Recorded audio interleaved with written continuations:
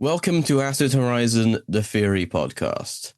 So, this isn't going to be a typical episode. We tend to get a writer on the show for a recent book they've put out as a way of book promotions, a way of discussing the general ideas that have drawn us to their book in the first place.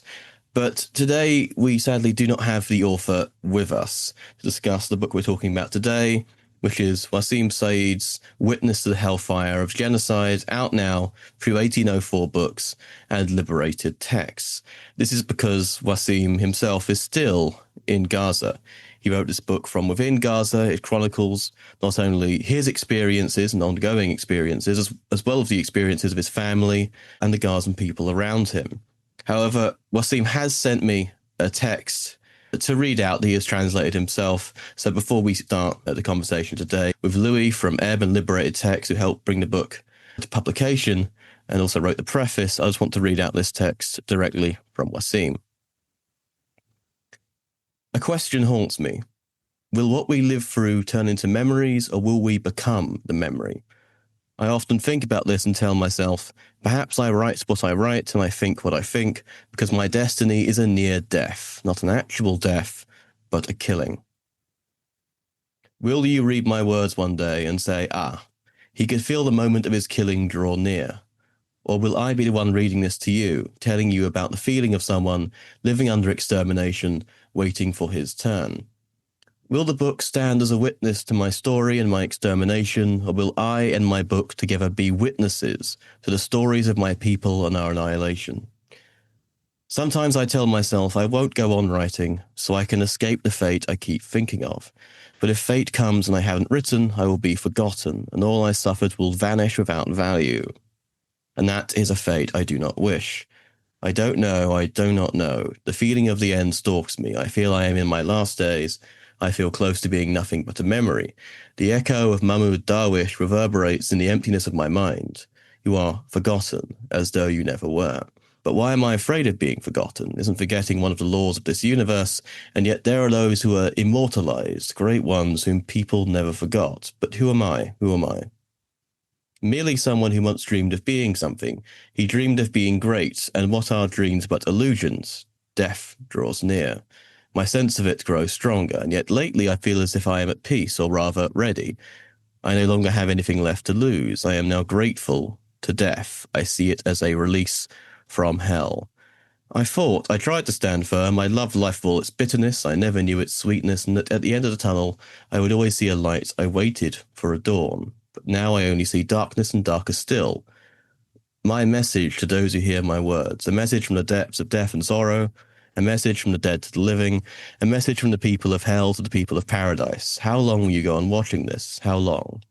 Do you enjoy the torn bodies of our children? Does the humiliation of our mothers please you? How long? How long? That is a text that Wasim sent me directly to be read out on the show.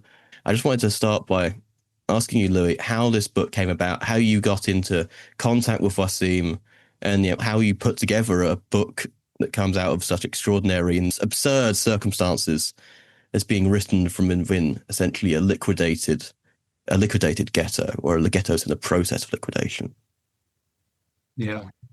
I mean, as you say, in the process of, I think I'll answer your question, of course, but I think that's one of the most was during the process of making the book happen, but still now for me is one of the most profound things about the book is that it's not, as so often is the case with accounts like this, written from some relative disconnect and safety with a location or chronology.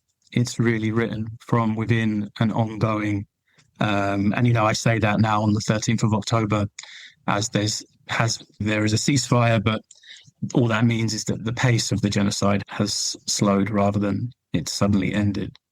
But to address your question, yeah, as anyone who's been on, I think probably especially X, but social media generally in the last year or so will have noticed there's been a lot of people in Gaza sharing, both individually and kind of collectively in different ways, sharing fundraising campaigns and different fundraising ventures and links.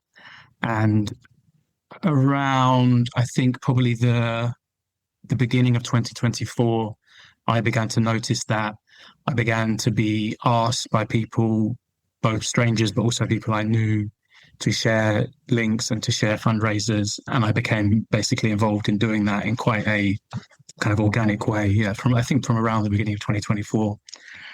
Some of that being, collective projects like the Samir project, which was established by someone I know personally called Hala, but then also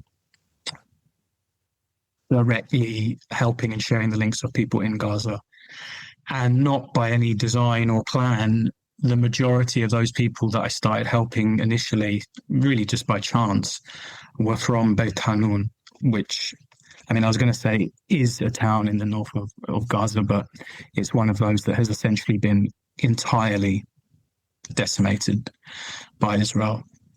Initially in very heavy bombing, and then through deliberate destruction of almost everything, including a 700-year-old mosque and other sites. But yeah, this extended network of family and friends and relatives that I began to help, they were all from Beit Hanun. One of them, a lovely guy around the same age as Wasim called Jamil, asked me at some point, can you help my friend Wasim?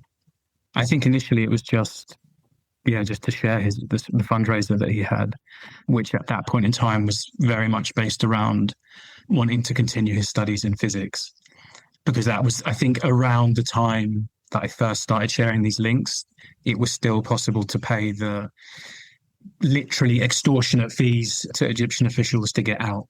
So a lot of these campaigns began as kind of evacuation fundraisers, but then shifted essentially into survival fundraisers as the borders closed. And if I remember correctly, that's what happened with Wasim's. Through the act of doing that, began to speak to Wasim. And as I mentioned in the preface, was immediately struck by his furious kind of intelligence and curiosity. Very quickly began to ask me, questions about things happening in the world, about what people thought in the West, about what was possible, what I thought was not possible. And, as things progressed, as things were happening in Syria, what is my position on Syria? Yeah, I was just really struck by his intelligence and his desire to learn, even in, and these are kind of positive things in any circumstances, but knowing the circumstances he was in and still having this desire to learn and engage with things intellectually, it was quite humbling. Yeah, and we just began to create a friendship, basically. I began helping a couple of his cousins and relatives, and it just kind of developed quite organically. And then obviously there was the ceasefire, the sadly short-lived ceasefire in January 2025. And then he, like everyone else that I had been talking to in Beit Hanun at that point, as soon as it was physically possible and, relatively speaking, safe to do so, they all returned to Beit Hanun, knowing full well what they were going back to. Its state of destruction was not quite as complete then as it is now, sorry. And it was extremely moving seeing or feeling, quite directly through talking to these people from Beit Hanun, their connection to it and their connection to, that corner of Gaza and that part of Palestine.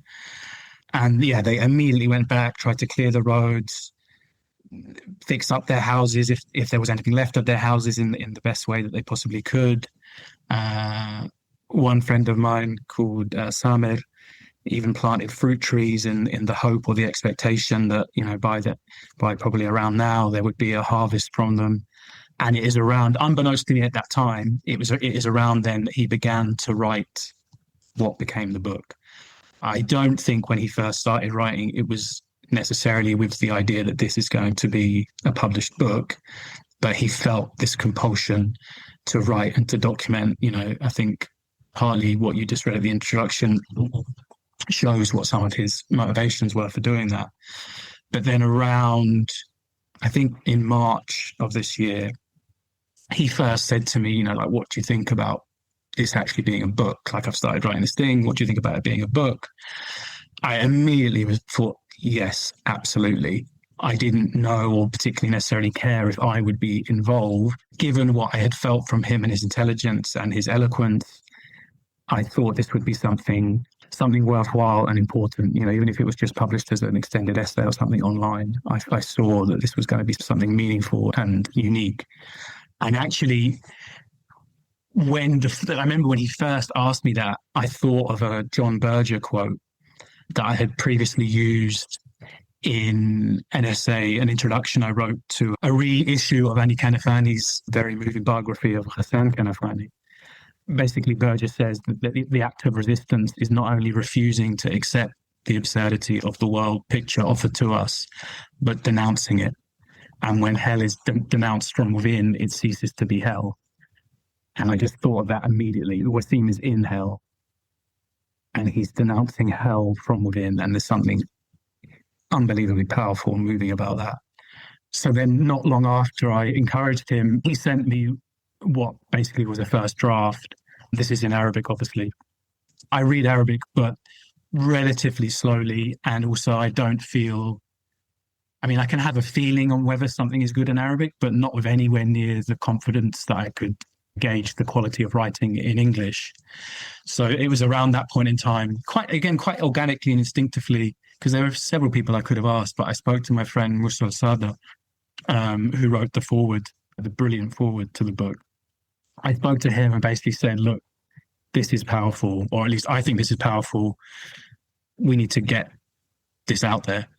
Because I was very busy with other things at the time as well. And for obvious reasons, Wasim felt a real sense of profound urgency. And I didn't feel necessarily able to give it my full attention at that point. That's why I asked Musa for help. And then from then, it kind of just emerged really quite organically. Musa did an amazing job getting the Arabic edition sorted pretty quickly. The Arabic edition was published almost the same time as the English by Dar al-Farabi in Lebanon. And then he began speaking to, I'm not sure of the exact order, I can't quite remember to be honest, but 1804 Books and the People's Centre for Palestine, which is linked to PYM. I know lots of people in PYM. I know some of the people in the People's Centre for Palestine. I know 1804 Books because they've sold some of our books and we've kind of collaborated on a few things. And then we all just got together and started to discuss it, not in like a kind of proprietorial sense, but I wanted to be involved. I trusted them to do an amazing job, which they have, but I wanted to kind of be involved as much as I was able to. And it just worked really beautifully and really well. And we just collaborated all together on it because the translation was done by a translator called Mohammed Tatunji. But after that initial translation, we all kind of collectively edited it. And I wouldn't say retranslated, but worked quite heavily on the translation. And that was collectively between me, 1804 Books and the People's Centre for Palestine. So it was a really, and once or twice during those Zoom calls, because several of us are in different countries, Wasim joined from Gaza when he could. I'm thinking of one point in particular when he did, and it was unbelievably moving. But I mean, you used the word absurd earlier. There is something absurd about the whole thing. And as much as I feel, especially for Wasim, a sense of pride in this project, it is also laced with a feeling of, absurdity that we can put together and publish a book, but he's still there. Not that I'm suggesting the solution is the answer for him to not be there. The solution is the liberation of Palestine and the end of genocide, full stop. But I suppose much like I think reading the book for any reader, it generates a range of emotions that are not necessarily fully coherent or complementary to have been involved in this, but overwhelmingly a positive one. And like I say, much like the way I became to form a friendship with Wasim, the way the book came together, every element has just felt quite organic and it's just kind of flowed in a positive way. Yeah, you can tell that through just reading the book, that it does flow. I mean, some parts of it are more poetic than others, but nonetheless, there is no stylistic break. There is no disjunction. There are moments where, as a reader, you will have to stop and to sort of use this phrase from Terry Pratchett, stare at the wall for a little bit because of the intensity of what we've been seeing the accelerating rates through our screens for 2 years now. But it was always part of a hypermodulation of our affect. We'd always see it. We could scroll faster. You can't scroll faster for the book. You can put it down, but you've already read it. And as Wasim says in his introduction, he says, I write this book so I can hang these words around your neck to make you bear the responsibility of my perspective, the responsibility of knowing and the responsibility of being a witness. And there's a very astute use of literature as that kind of technology there, because the witness to the Hellfire of Genocide, as soon as you read this book, is no longer Wasim. It is also you. But then it's in a way it weaponizes. But I mean it because like, it literally sort of weaponizes our complicity in a way which doesn't simply make it a weapon against the people of Palestine. It can also now, when you realize the weapon is there, you can therefore use it. Because if we're that entangled in this systematic production, then therefore there's a chance that collectively we can stop it. And then I think you do need a book like that to essentially give you a kick up the arse, because sometimes sometimes there's a lot of burnout, at least in my experience, in the Palestine solidarity movement, partially just due to tactical stuff, partially due to advanced forms of police repression.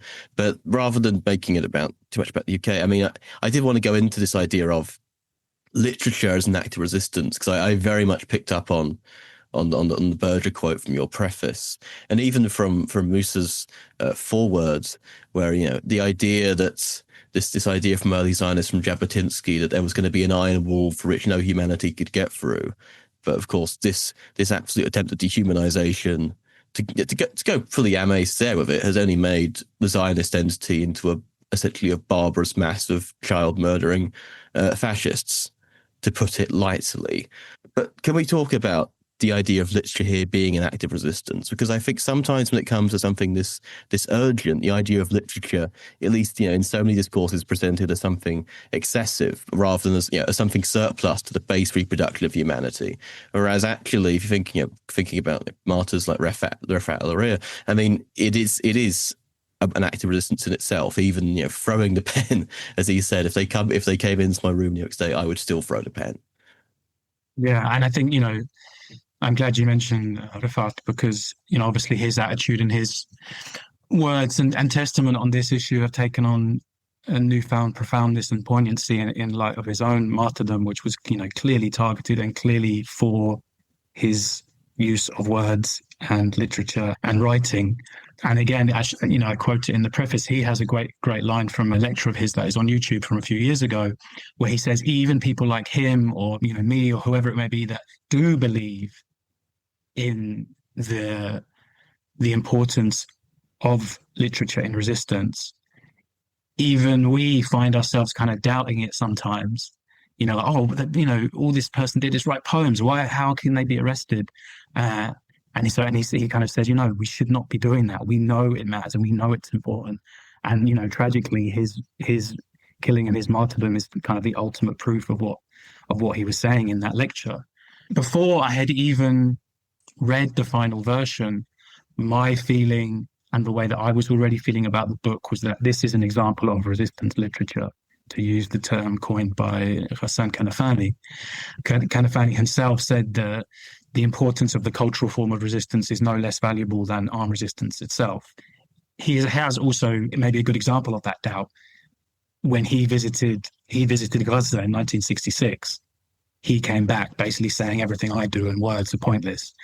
But I think, there's always going to be that oscillation. And I think it does come down to, like you said, to do with kind of urgency, especially when, wanting beyond anything to stop a genocide. The pace of a book is never going to quench that, that desire. But if you're able to zoom out and look at a broader perspective, that liberation is not going to happen in days, weeks, or even months. The role of literature is clear, and I think that is clear from looking throughout the history of the Palestinian cause.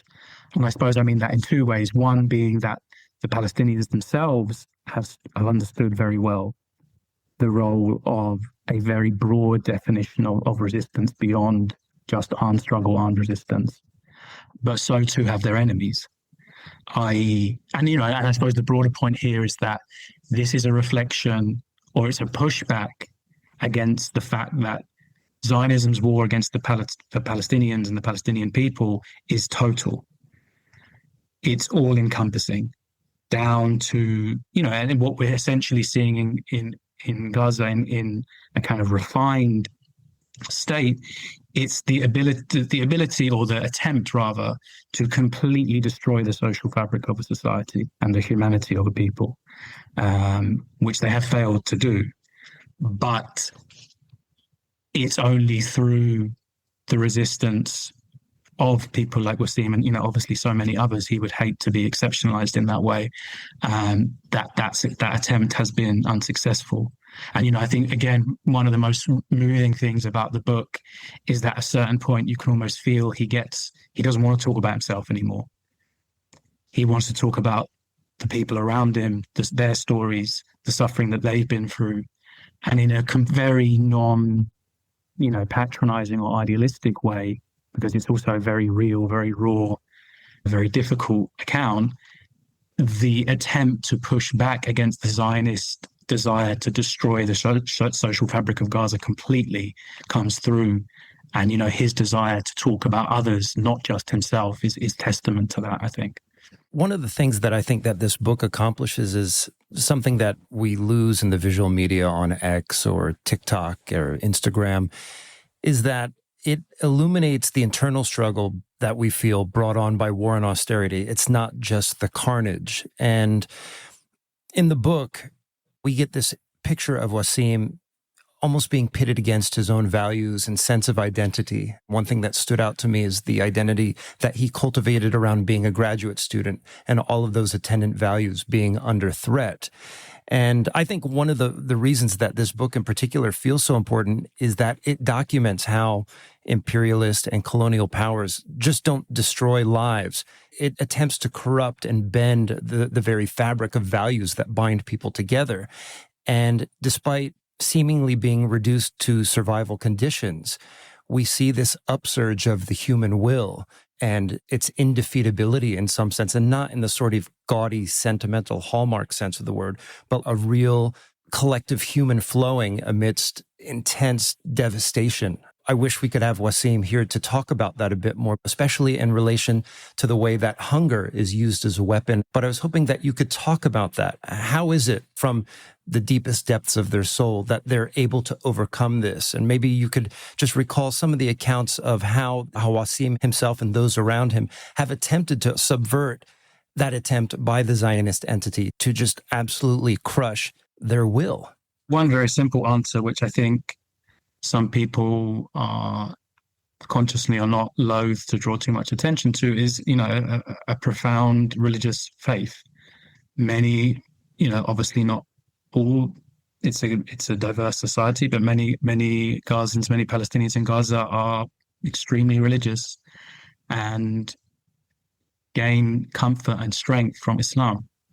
I think that has to be acknowledged, and I think that's not exceptional. I've encountered that in many people that I have spoken to and speak with. But I think that it kind of maybe not necessarily separate to that, but on a more kind of granular level, I think one of the things that has enabled people to continue in the most dire of circumstances, circumstances that even reading this book, even watching every video, I think are extremely difficult to comprehend. I'm glad you said what you said about something that the book does, is that it offers the internal in a way that even the most shocking of videos and scenes do not. We don't know what those people were thinking. Whereas I think Wasim offers us really powerful glimpses of that. But to go back to the point about how people resisted this attempt to completely defeat and dehumanize, I think one of them is the desire to, even within the extremely limited parameters of movement, of freedom, of options they have available, to use what they can choose or what they can do, to use it to help others. Whether that's their extended family, whether that's their neighborhood, whether that's just whoever they can help. Some of the people, for example, there's an amazing, I won't say his name actually just in case for security reasons, but someone I know in Gaza, I helped them get work with the Samir project. And the way that he has spoken about working on, what is essentially a kind of mutual aid, local Gaza project like that, the gratitude and the meaning he has taken from helping people, it's unbelievably moving to listen to him, as if he should be grateful to me. And I think they have found strength in helping, because Gaza is a society like any other, or rather I should say there are many unique characteristics to it because of its very specific history and the blockade and the various layers of occupation and control. But it is a capitalist society like others. It has classes. It has people that even in this situation are better off than or worse off than others. And I think in many cases there's been a really deep desire to help those who are less fortunate.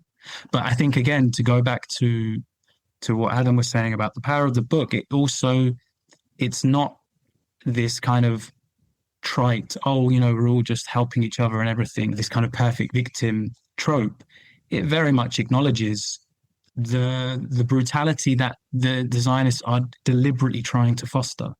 And something that just came to my mind when I was saying that is that there is a scene that Wasim writes about where him and I think his uncles go to try and get some flour. And he describes the kind of physical formation. It made me think of like a rugby scrum or something, like the physical formation they form to try to even get in the shop, to literally push other people out the way. So it's not this sugar-coated, oh, we all just took care of each other and everything. It's very real. And it acknowledges that he talks about the criminal elements that are aligned with the occupation.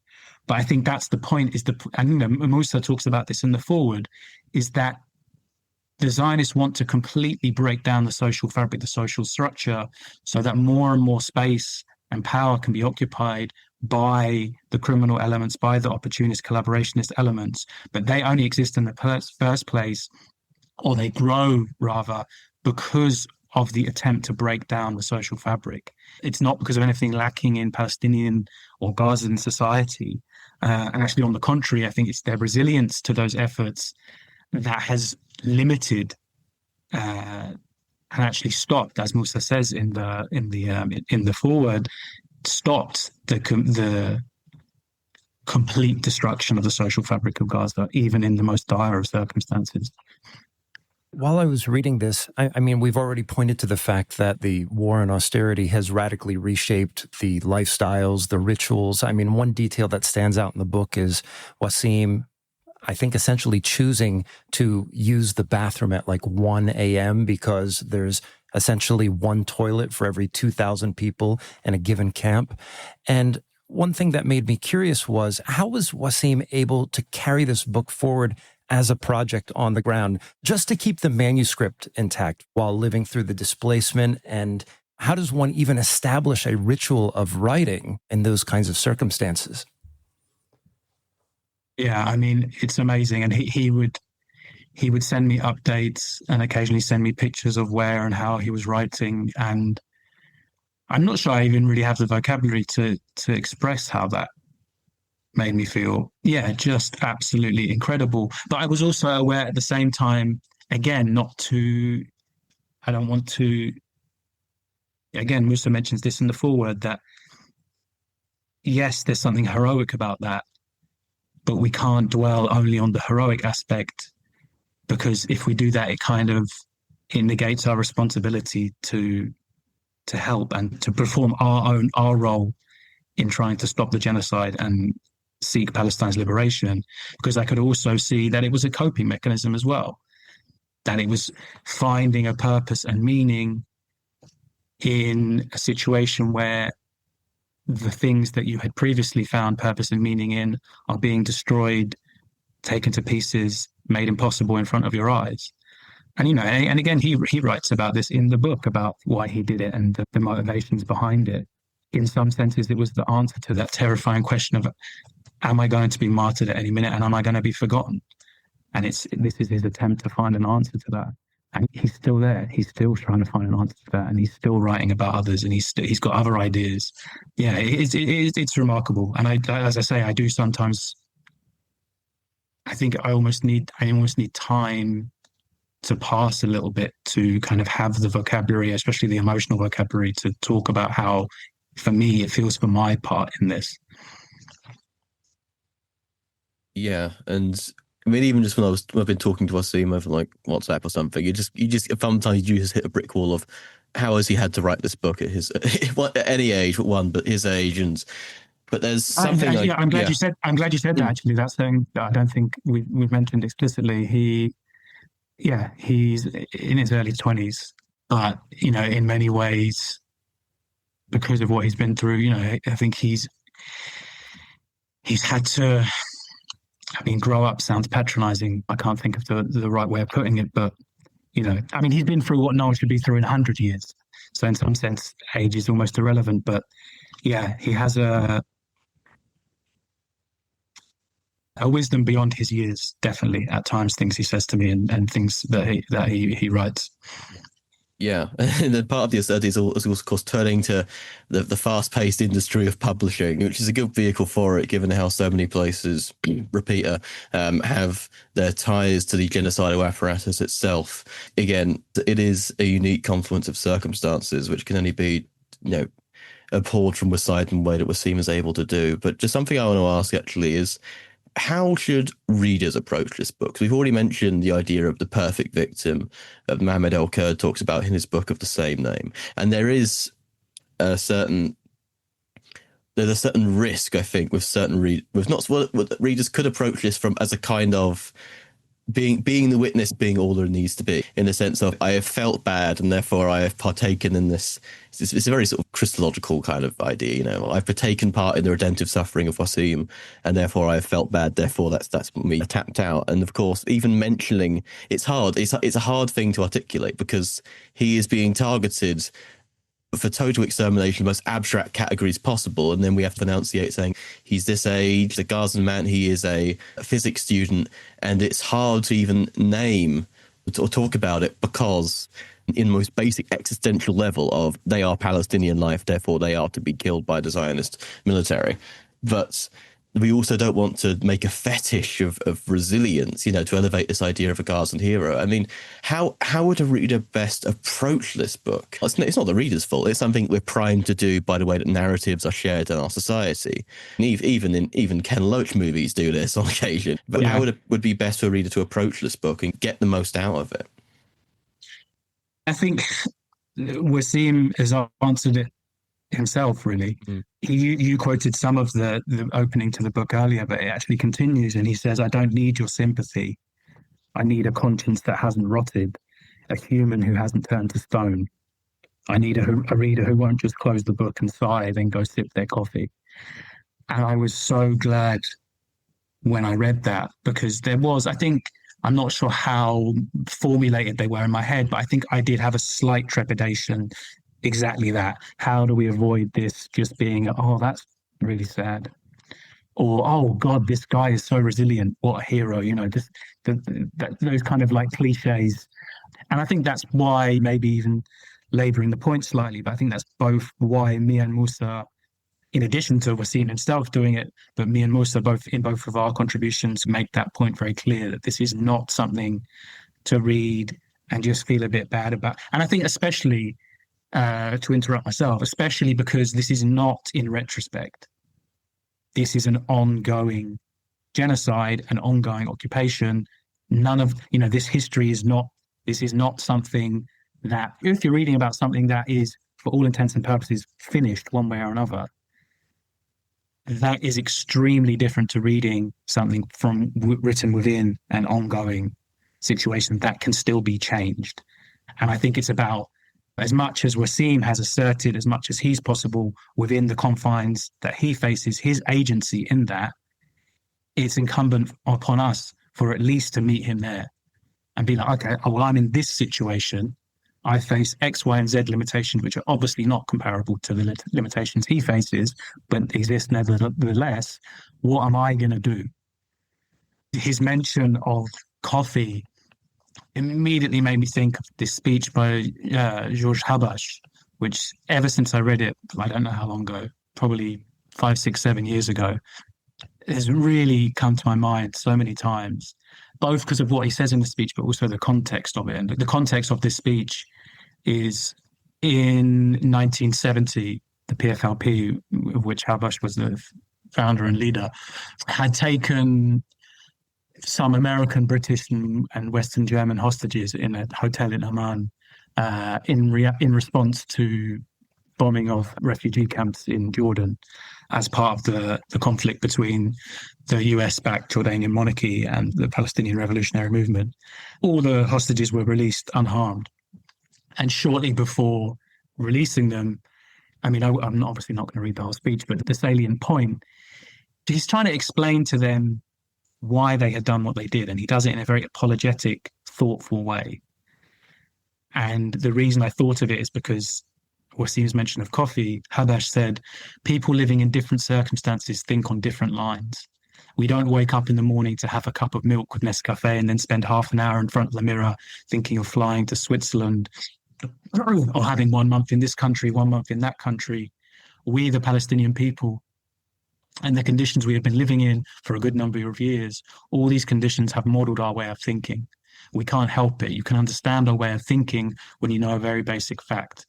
We, the Palestinians, for 22 years have been living in camps and tents.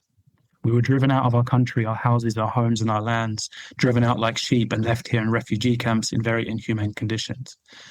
So obviously we're now talking 77 years since that took place.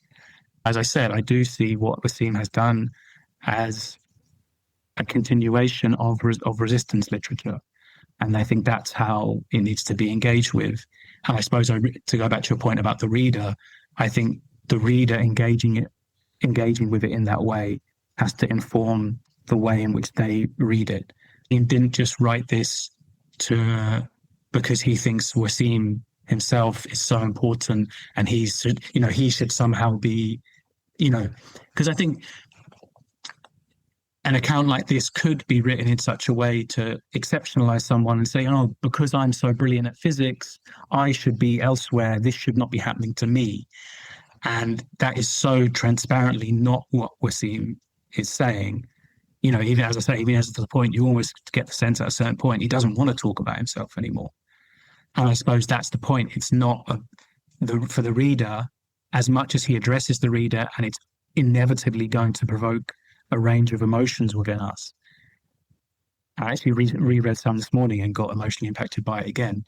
It's about what are we going to do and how are we going to react to those emotions and take responsibility, again, as Wasim says, not just sigh and say, oh, that's terrible. I think that's the most important thing, to not have a passive reading of it.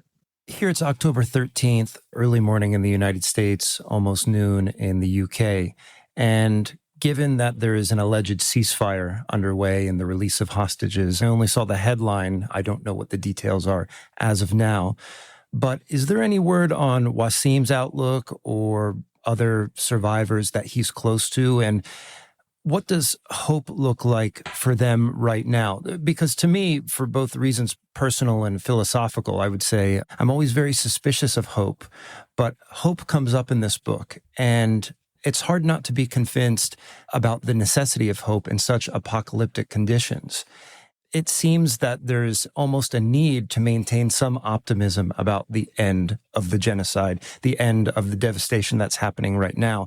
Do you think that there's any reason, genuine reason, to be more optimistic this time about the proposed ceasefire, or is this just another kind of political maneuvering on the part of Trump, despite the fact that he failed to get the Nobel Peace Prize? Who knows what's coming next for the folks in Gaza. But I was hoping you could say a few things about that. I mean, I don't really want to speak on behalf of anyone in Gaza, but I can say that people I have spoken to, there is a sense of hope and optimism. There absolutely is. And there is a sense of relief that, at least, again, as you say, speaking on the 13th of October, right now, obviously the violence has not ceased, and there is now a new emerging, growing problem of violence committed by these collaborationist gangs. But the worst of the bombing is currently not happening. We can say that it is not. More aid is in the market, and sort of food rather is in the market. So things are, at least right now, as of a couple of days of the announcement of the ceasefire, there is a material difference, however slight, and that is being felt. But I was speaking to someone I've spoken to a lot over the last year or so in Gaza, and he was saying that he doesn't really feel it's ended, and his mind is now turning to, are we going to be in a tent for years? His words, years. Because, there is no, if there's hope and there's optimism, there's no naivety or false hope. through the worst experience imaginable. They have, they're under no illusions about the world or what to expect. Personally, in my feeling, I'm certainly hopeful that this ceasefire will last longer than the previous one. And I think it may do because of I think one of the factors that this ceasefire has emerged at this point, which can't be discounted and certainly shouldn't be discounted, is the exhaustion and the failure of the Israeli military to achieve its objectives, and the ongoing losses suffered by the resistance, which were actually growing in some senses, especially as they tried to really fully occupy Gaza City. That went extremely badly for them. And the fact they've left behind, there's been images and videos of the fact they've left behind armored vehicles and tanks. That shows to me this was not entirely a withdrawal on their terms. So I think there is room for cautious optimism on the ceasefire specifically, but obviously that doesn't mean anything is less urgent or less needed from the solidarity movement externally. It's just that, and in fact it shows there's work to be done to educate people that have been radicalized or changed by the last 2 years that, a ceasefire is the absolute bare minimum, and to show them how and why the violence will continue regardless, and what we have to do to try and stop that. No, it's very important to highlight that, yes, this has. I mean, the reason why the Israeli military has to essentially drop a Guernica on anything is because they can't defeat anything in a real fight, in a fair fight, if we want to call it in that rudimentary sense.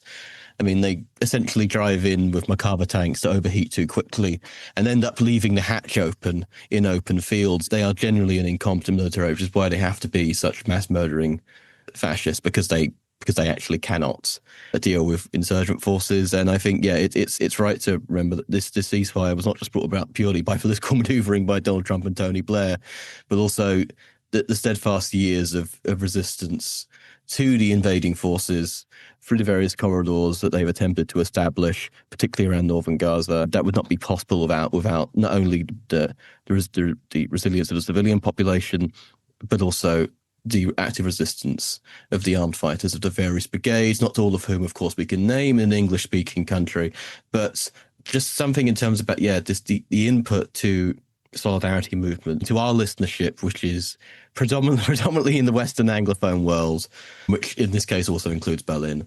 If people came away from this book feeling that sense of witness, not just simply offering sympathy, what points of solidarity would you think would be a good way for people to, if they haven't already sort of been active in this kind of thing, if they want to continue this activity, what would you say from your experience has been one of the ways in which people can develop a practice of active solidarity with the people of Gaza and of Palestine in general? That question can be answered in a number of ways. And obviously it depends on where people are geographically. And I mean that, I suppose, that in the sense of just how repressive where you live is, and what you're willing to risk, and what your family situation is, the various kind of more practical things, or also just where you live in terms of what realistically is available for you to get involved in. There's not a kind of one size fits all answer. Not that I'm suggesting you were saying there is, but I think probably one of the most pressing things is, and it might sound counterintuitive to call it pressing because it's more on an intellectual understanding level, but I don't know if either of you saw, but there was a leaked report that was commissioned by the Israeli Ministry of Foreign Affairs. I actually forget the name of the polling group, but clearly completely immoral polling group did work for the Israeli Ministry of Foreign Affairs. And they polled the public in the US, UK, Spain, France, and Germany, I believe. And as disgusting as it is that the report even exists, it does make for very interesting reading if read from a certain perspective, i.e. an anti-Zionist one, because it's simultaneously, at least superficially and on a first reading, very encouraging, i.e. what Israel is doing. It doesn't use the word genocide, I suppose, because it was obviously commissioned for the Israelis themselves, but it does use the words war crimes and ethnic cleansing. The overwhelming majority, with the exception of the US, the overwhelming majority of the European countries polled, the public overwhelmingly considers it ethnic cleansing, war crimes, completely condemns, opposes, and has a negative, I can't remember the wording exactly, but a negative opinion of Israel. However, upon slightly closer reading, what it reveals is at the same time, those same publics are still completely wedded in very significant majority to the existence of Israel, as a state, as a Jewish homeland. And they are actually probably maybe the most telling and slightly depressing, would actually be more willing or would support Israel in a conflict between Israel and Iran and Israel and Hamas. And so what that tells me, and there are other indicators as well, which I could elaborate on, but I won't because I think the point's clear. What that shows me is that human anger and outrage, completely worthwhile, understandable, and welcome outrage and anger can only go so far. It has to be wedded or grounded, rather, in theory and historical context and understanding that what you're condemning now and what you are outraged by now is fundamentally what Israel is. So there are still a significant portion of people that, however much they oppose the genocide, and in some cases, I'm sure, have their lives changed from how they feel about it, they still are not yet able to see, perhaps because of a lack of understanding of Zionism, that there is, the notion of a better non-genocidal Israel is spurious. It does not exist. It cannot exist. It has never existed, and it will never exist. And I suppose what I'm saying is one of the key points, I think, is to get people, or if you're not at that position yet, to read more. And, my opinion is if you've read enough, you will get to that position just from what Zionism is and from the historical precedent. There is no other Israel. And though the ceasefire, and I suppose this relates to the pressing thing, is that some people might think now, ceasefire, okay, I can drop off. And I think on a human level, that's understandable to an extent. I think a lot of people have been feeling they've been holding their breath for 2 years, and I get that. But it's getting people to understand that the violence inherent to the Zionist project will simply slow down, not stop. And I think that understanding is really key to mobilize or to sustain the level of popular outrage and anger that we have seen. Obviously, there is a broader question, probably beyond the confines of this episode, about the limitations of that, because evidently, with increasing bluntness, our governments do not care. And so there's a question of what do they care about, and, talking about direct action and other things. But I think as we're here talking about a book and with a more intellectual element, I think that on an intellectual and a solidarity campaigning level is really important. No, Louis, thank you so much for joining us today. Now, folks, if you want to get the book, you can get it at 1804books.com. You can find it with Liberated Texts. You can find it. You should ask your own local bookstore, especially independent bookstores, to get it in.